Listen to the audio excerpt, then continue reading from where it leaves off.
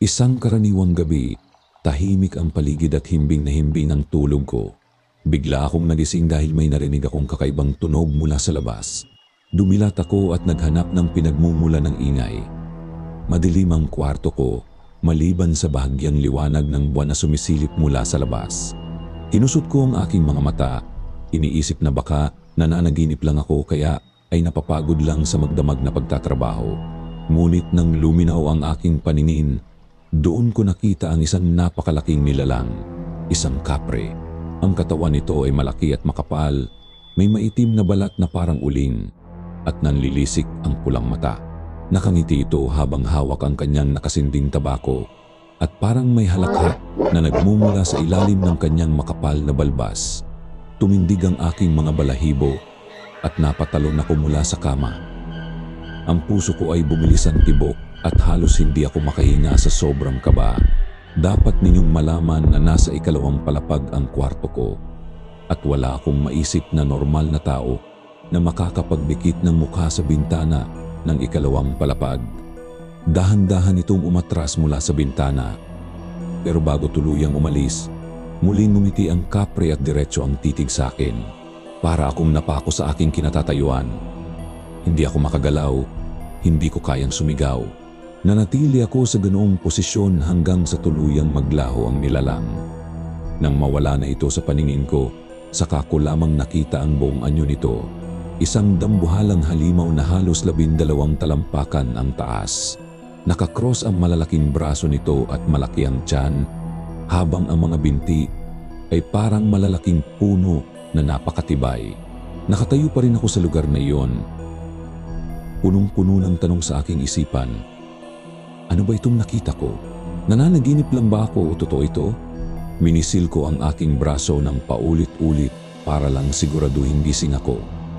Matapos magdamag na iniisip ang nakita, kinabukasan ay nagtanong-tanong ako sa paligid ng baryo kung may ibang nakakita sa kapre. Nagsimula akong magtanong sa mga kapitbahay, ngunit walang may alam hanggang sa may isang matandang babae, isang lola, na nagulat nang marinig ang aking kwento. Sinabi niyang nakita na niya ito dati, 30 taon na ang nakalipas. Ikinuwento niya na noong bata pa siya. Ikinukwento ng kanyang mga magulang ang tungkol sa mga kapre na nagpapakita tuwing gabi, lalo na sa mga puno ng balete. Hindi raw siya naniwala noon hanggang sa isang araw, nagpakita ang kapre sa kanilang baryo at nagsimula ang sunod-sunod na kamatayan. Ang mga namamatay ay puro mga siga at pasaway sa baryo, mga kilalang mapang-abuso at may masamang ugali. Nang matagpuan ang kanilang mga bangkay, ang mga ito ay nakasiksik na parang bola at hindi maipaliwanag ng mga pulis kung paano sila namatay. Nabalot ng takot ang buong baryo. Matapos kong marinig ang kwento ng lola, nagduda ako kung totoo nga ba ang kanyang sinabi, pero hindi ko rin maipaliwanag ang nakita ko. Nang sumapit ang gabi, natulog ako na puno ng katanungan sa isipan. Pero muli, isang malakas na ingay ang gumising sa akin sa gitna ng gabi. Parang umuumol na halimaw ang tunog na pumupuno sa aking kwarto at may narinig akong boses na tila nanggagaling kung saan nagsasabi, "Ang mga kasalanan ng tao ay dapat parusahan sa tamang panahon, ngunit ikaw ay mapalad sapagkat wala kang mabigat na kasalanan." Habang nagsasalita ang boses na iyon, muling nagpakita ang kapre sa harapan ko.